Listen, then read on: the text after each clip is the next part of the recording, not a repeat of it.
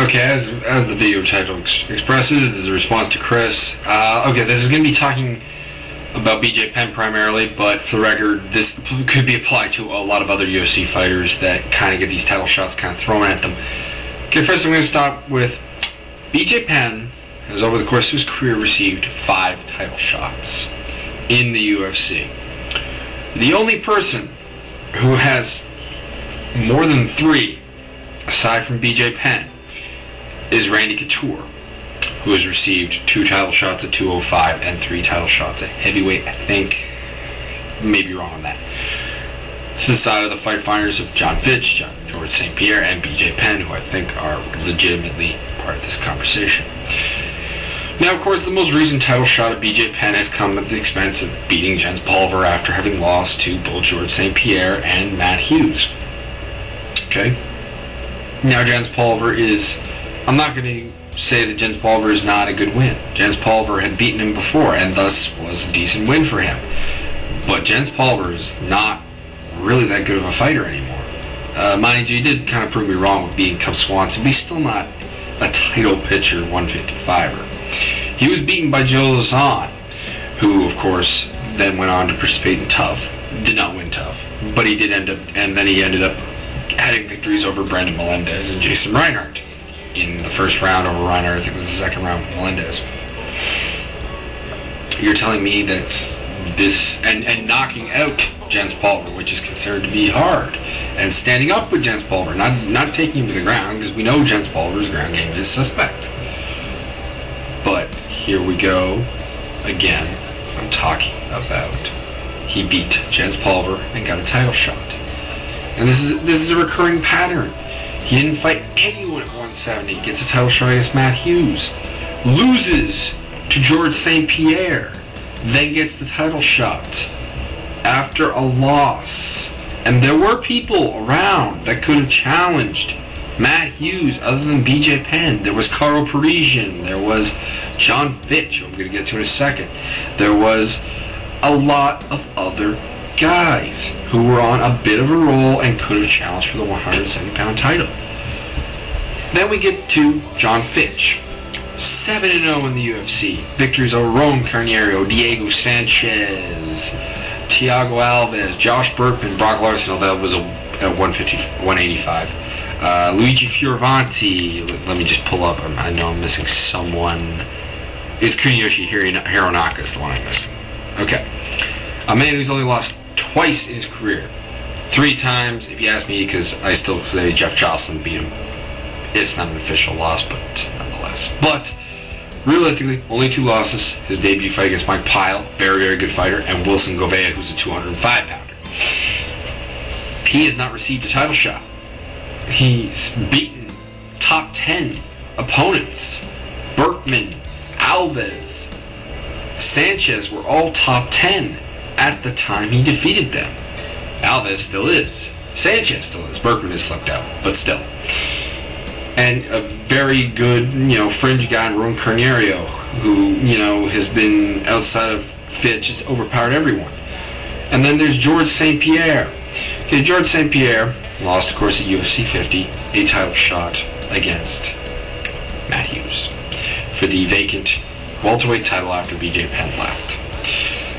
He lost that fight. Now, to regain a title shot, he had to fight his way through Jason Mayhem Miller, Frank Trigg, Sean Shirk, and BJ Penn, which is ridiculous because those are all top 10 fighters, with the exception of Mayhem, and Mayhem even in some books top 10.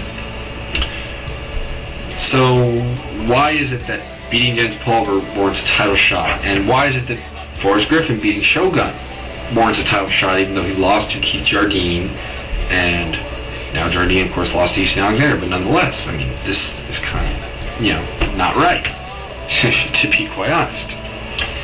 And this goes back to BJ Penn being treated like a god. You can't say anything bad about this guy without his fans jumping down your throat. He is the best in the world. Arguably, he's best pound for pound. Arguably, he's best at 155. I actually put him at best at 155, and I think only Fedor above him at pound for pound.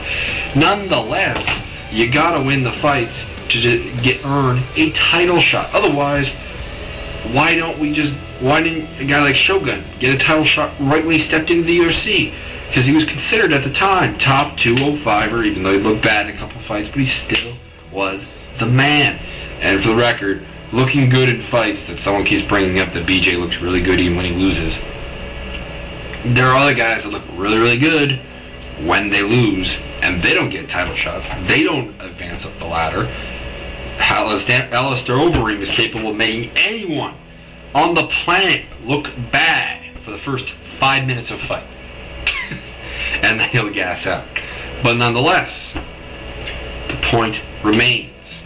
He has been given 5 title shots. Only Randy Couture has that many. Matt Hughes, who BJ Penn fans complain about endlessly, has only received 3 title shots. And he was a long-time champion. BJ Penn has not ever had a successful title defense in the UFC. Or anywhere, for that matter. People point to his time outside of the UFC for great wins. What great wins? He beat Gomi in 2003. Gomi was yet not a great fighter yet. He was a solid fighter. He may have even had the skills that make him good now, but he hadn't shown them. Other than that, he's beaten Rodrigo Gracie and Renzo Gracie, okay? No offense, but no Gracie, outside of maybe Hosier, is that great of a win in MMA. I mean, Renzo's gotten to the point where he's an okay win, but still, it's Renzo Gracie. He's not top 10 or anything.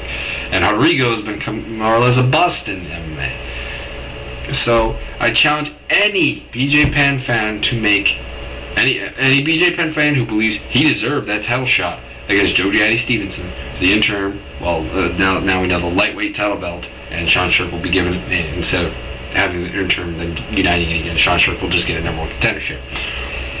That can say that he deserved that title fight. And don't say that there was no one else in the division.